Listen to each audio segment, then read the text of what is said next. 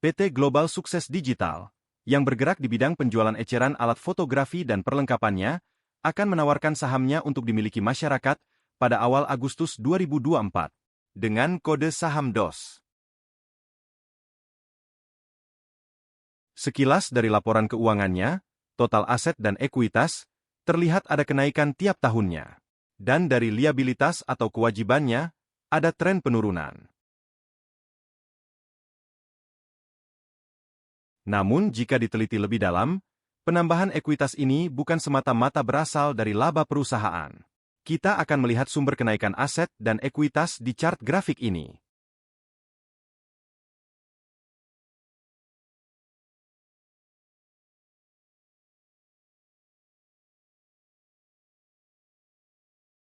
Kita juga akan bahas bagaimana kinerja underwriter IF dalam mengawal saham IPO sebelumnya. Apakah saham DOS ini layak dibeli? Saksikan video ini.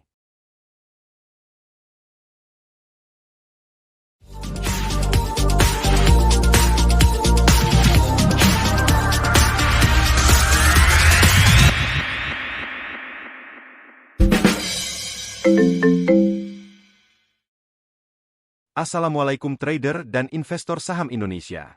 Jumpa lagi di channel Saham Sheet, channel yang membahas analisa saham dengan bantuan tabel sheet. Pada video kali ini, kita akan membahas analisa saham yang akan IPO bulan Agustus 2024. Kita akan membahas IPO dari PT Global Sukses Digital dengan kode saham DOS. Kita akan membahas mulai dari profil perusahaan, kinerja keuangan, rasio keuangan yang penting, serta rencana penggunaan dana IPO. Dan tidak ketinggalan bahasan tentang underwriter di balik proses IPO perusahaan ini, beserta histori kinerja UE dalam mengawal saham IPO. Untuk analisa laporan keuangan, kita akan menggunakan tool andalan kita semua, yaitu Google Sheet. Dengan tool ini tampilan laporan keuangan dari prospektus yang membosankan buatan boomer ini akan berubah menjadi kekinian, lebih visual dan juga interaktif, sehingga memudahkan kita dalam menganalisa kinerja perusahaan. Riwayat kinerja underwriter juga bisa dilihat pada tabel saham sheet IPO, yang sudah pernah dibahas pada video sebelumnya.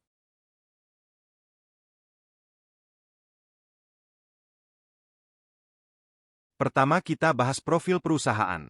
PT Global Sukses Digital Tbk, yang berbasis di Jakarta Selatan, adalah perusahaan yang bergerak dalam perdagangan eceran alat fotografi dan perlengkapannya. Selain itu, mereka juga terlibat dalam perdagangan eceran alat fotografi, tas, dompet, koper, ransel, serta komputer dan perlengkapannya. Selain itu, PT Global Sukses Digital memiliki portal web dan platform digital dengan tujuan komersial. Perusahaan ini didirikan pada tahun 2013, dan sejak itu telah menjadi bagian integral dari industri fotografi dan videografi di Indonesia. Visi mereka adalah menjadi ekosistem 360 derajat terdepan untuk fotografi dan videografi yang mengintegrasikan penjualan, edukasi, dan layanan jasa profesional. Berikut adalah beberapa poin dari misi perusahaan.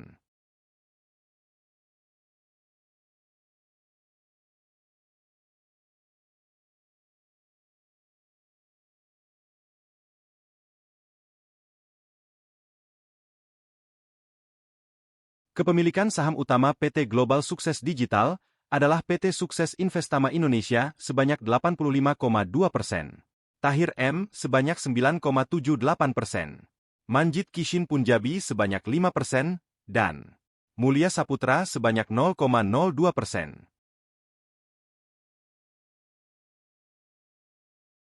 Dengan berkembangnya industri kreatif dan konten creator, maka industri kamera dan aksesorisnya akan memiliki prospek yang cerah. Untuk itu, perusahaan berencana untuk memanfaatkan momentum ini dengan melakukan ekspansi melalui pembukaan gerai baru di berbagai kota di Indonesia.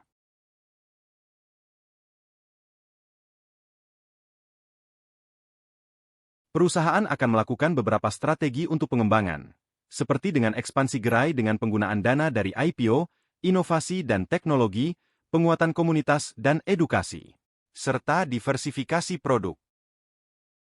Dana dari hasil IPO yang didapat dari masyarakat akan dipergunakan untuk tujuan belanja modal dan modal kerja, yaitu sebanyak 27,4% digunakan untuk belanja modal, seperti pembayaran sewa gerai, pembukaan gerai baru di kota Banjarmasin, Semarang, Kendari, dan Medan, serta ekspansi dan renovasi gerai lama di Ratu Plaza, Jakarta.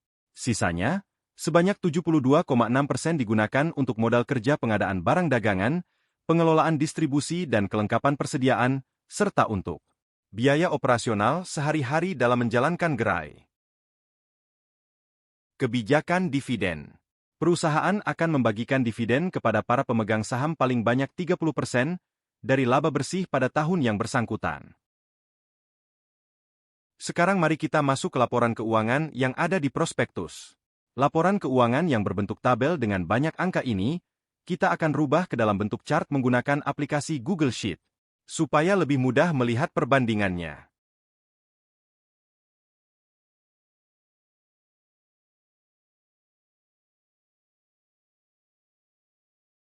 Caranya dengan download prospektus dari website eIPO, kemudian file berupa PDF dirubah dari format PDF ke Excel di website ilovepdf.com.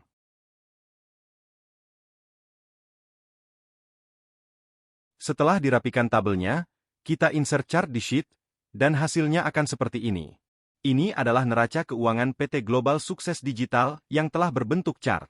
Laporan neraca terdiri dari 3 komponen, yaitu aset, ekuitas, dan liabilitas. Dari tahun 2021 sampai tahun 2024. Tahun 2021 berwarna merah, 2022 berwarna kuning, dan tahun 2023 berwarna hijau. Sementara tahun 2024, datanya hanya sampai 31 Januari 2024, berwarna abu-abu.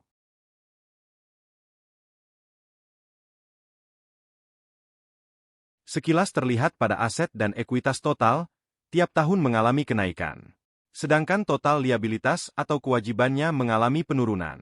Ini adalah pertanda yang bagus bagi perusahaan.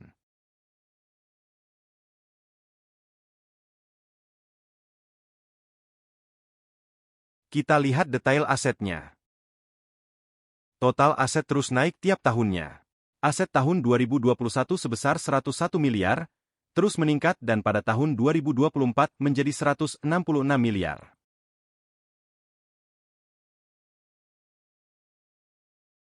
Aset terdiri dari aset lancar dan aset tidak lancar. Di sini terlihat aset lancar jauh lebih besar daripada aset tidak lancar. Kalau digali lebih dalam, aset lancar yang terbesar berasal dari persediaan, kemudian piutang usaha. Disusul kas dan bank. Posisi kas dan bank pada tahun 2023 mengalami penurunan dibandingkan tahun 2022.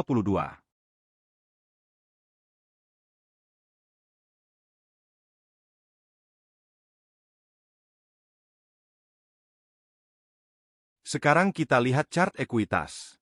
Ekuitas juga tiap tahunnya bertambah. Dari 26 miliar pada tahun 2021, menjadi sekitar 92 miliar pada Januari 2024.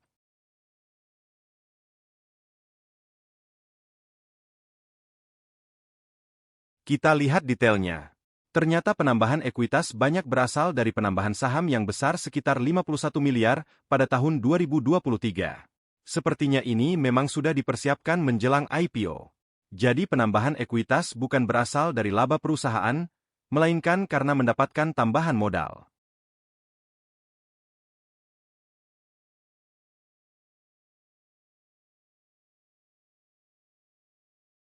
Sekarang kita masuk ke liabilitas atau kewajiban utang. Di sini terlihat tiap tahunnya ada penurunan walaupun sedikit. Liabilitas terbagi menjadi 2, yaitu liabilitas jangka panjang dan liabilitas jangka pendek. Terlihat bahwa liabilitas jangka pendek jauh lebih besar dari liabilitas jangka panjangnya. Kalau digali lagi, ternyata liabilitas jangka pendek terbesar berasal dari utang usaha, sekitar 50-an miliar, dan disusul dengan utang bank jangka pendek yang semakin mengecil.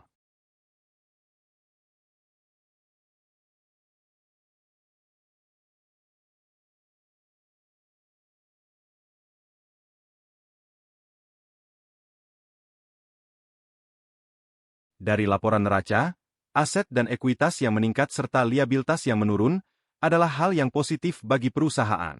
Namun perlu dicatat, Penambahan aset dan ekuitas sebagian besar karena adanya tambahan modal, bukan dari laba hasil usaha.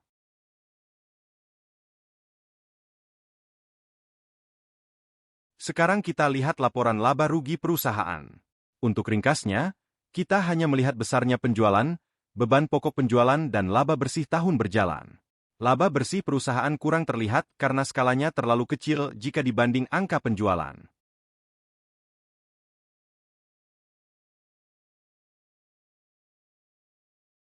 Pendapatan tahun 2021 sampai 2023, trennya terus meningkat. Demikian juga pendapatan tahun 2024, pada bulan Januari 2024, kalau dibandingkan dengan bulan Januari 2023, ada penambahan pendapatan dari 36 miliar menjadi 39 miliar. Beban pokok penjualan juga mengalami kenaikan, adalah hal yang wajar karena pendapatan juga meningkat. Setelah pendapatan dikurangi dengan beban pokok penjualan dan biaya lainnya, maka akan didapatkan laba bersih. Tren laba bersih perusahaan juga mengalami peningkatan. Dari 15 miliar tahun 2021, 17 miliar tahun 2022, dan menjadi 23 miliar pada 2023. Sedangkan laba Januari 2024 selama sebulan 4,7 miliar, meningkat dari sekitar 4 miliar pada bulan yang sama, di tahun 2023. Laporan keuangan DOS, semua terlihat bagus dan tidak ada masalah.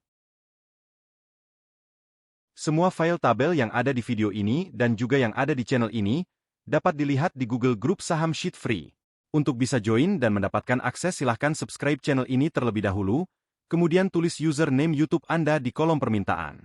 Tautan grup saham Sheet Free, bisa diklik di kolom deskripsi.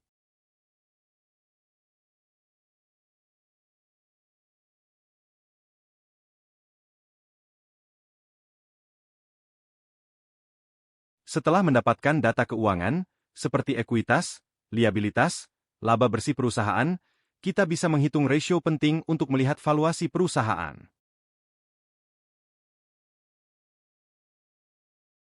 Didapatkan nilai price to earning ratio sebesar 9,4 sampai 9,8.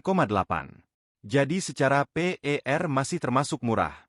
Nilai debt to earning ratio, atau DER sebesar 37,9% juga termasuk baik, karena hutangnya tergolong rendah dibandingkan dengan ekuitasnya. Demikian juga dengan price to book value masih cukup murah, yaitu sebesar 0,9.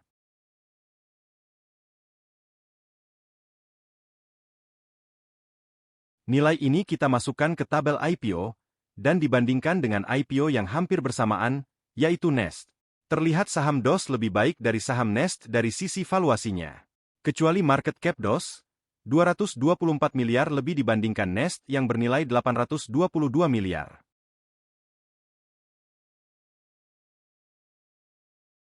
Bagaimana UE-nya? IPO saham DOS kali ini dipegang oleh underwriter IF atau Samuel Sekuritas.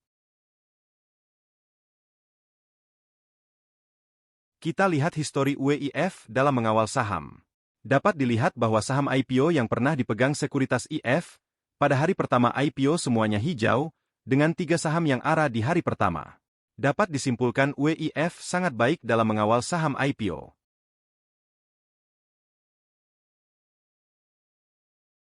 Informasi yang ada di video ini adalah bersifat edukasi, bukan ajakan membeli.